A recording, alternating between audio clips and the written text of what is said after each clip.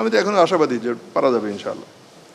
অভিজ্ঞতা তো সকলে নিয়ে আসে না, অভিজ্ঞতা তো তৈরি হয়। অভিজ্ঞতা অবস্থায় পড়লে অভিজ্ঞতা তৈরি হয়, এবং তারা যদি সঠিক পথে চলতে পারবেন, যদি এটা আমরা নিশ্চিত করতে পারি, এবং তাদের যদি মনোভাব সঠিক থাকে, তাহলে তারা সফল হবেন, 100% সফল হবেন ইনশাআল্লাহ। আর যেখানে যদি আমরা যদি কোনো বিচ্যুতি দেখতে পাই, তখন আমরা সেভাবে ব্যবস্থা নেব। কিন্তু ঢালাওভাবে তো কিছু না, আমরা সাধারণভাবে মনে করছি যে তারা প্রস্তুত আছেন, যোগ্য আছেন। যদি কোনো স্পেসিফিক ইনস্ট্যান্স পাওয়া যায় যে না, কোথাও ম্যাটেরিয়ালি কোনো সমস্যা হচ্ছে, আমরা অবশ্যই তাৎক্ষণিকভাবে সেটা বিবেচনা করবো ইনশাআল্লাহ।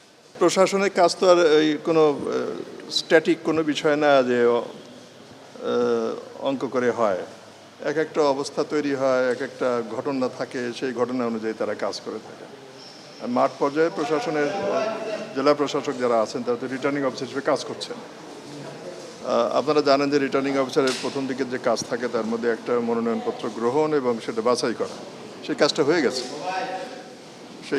গেছে। কোথাও কোনো ক্যান্ডিডেট অথবা তাদের পক্ষ অথবা অন্য পক্ষ কেউ সংক্ষুব্ধ আছেন, সেটা আইন অনুযায়ী সেটার ব্যবস্থা হচ্ছে।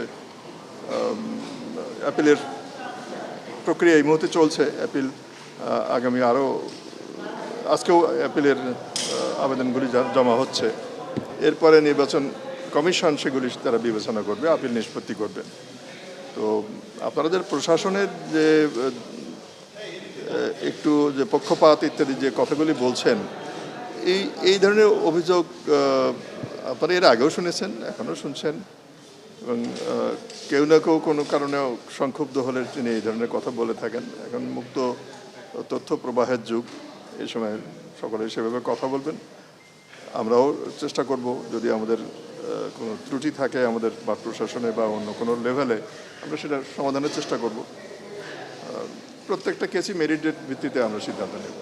যদি মনে করেন যে হ্যাঁ রদবদল প্রয়োজন, তাহলে তারা বলবেন, তখন আমরা সেটা বিবেচনা করব, সেইভাবে ব্যবস্থা নেব। কারণ নির্বাচন কমিশনের সিদ্ধান্ত বা অভিমতের এখন অনেক বেশি মূল্য, সেটা আমরা অনার করার চেষ্টা করব। তারা কনভিন্সড হোক আগে। কিন্তু নির্বাচনের আগে যে অভিযোগটা স্যার মাঠ প্রশাসনের প্রতি, এইটা নিয়ে আপনি ক্যাবিনেট সেক্রেটারি হিসাবে কি বলবেন? আমি এখন পর্যন্ত সেরকম কিছু দেখিনি। কোথাও কোনো সিদ্ধান্তে কেউ সন্তুষ্ট হননি, এটা হতেই পারে। এটা সকলের সিদ্ধান্ত একরকম হয় তা তো নয়। আর সকল ক্যান্ডিডেটেরও পরিস্থিতিতে একরকম ছিল না, সুতরাং কিছু পরিবর্তন হতেই পারে। আর এখানে তো তাৎক্ষণিকভাবে ডিসিশন নিতে হয়। তো তারা তাৎক্ষণিক বিবেচনায় যেটা সবচেয়ে উপযুক্ত মনে করেন যে সিদ্ধান্ত নিয়েছেন, সেটা যদি সঠিক না হয়ে থাকে, তাহলে তো অ্যাপিলের সুযোগ আছে। সেই সুযোগটা এখন প্রত্যেক ক্যান্ডিডেটই নিচ্ছেন। শত ক্যান্ডিডেটই আপিল করেছেন এবং আরও করছেন, আজকেও করবেন, এরকম শুনতে পেয়েছি। দেখা যাক সেগুলি।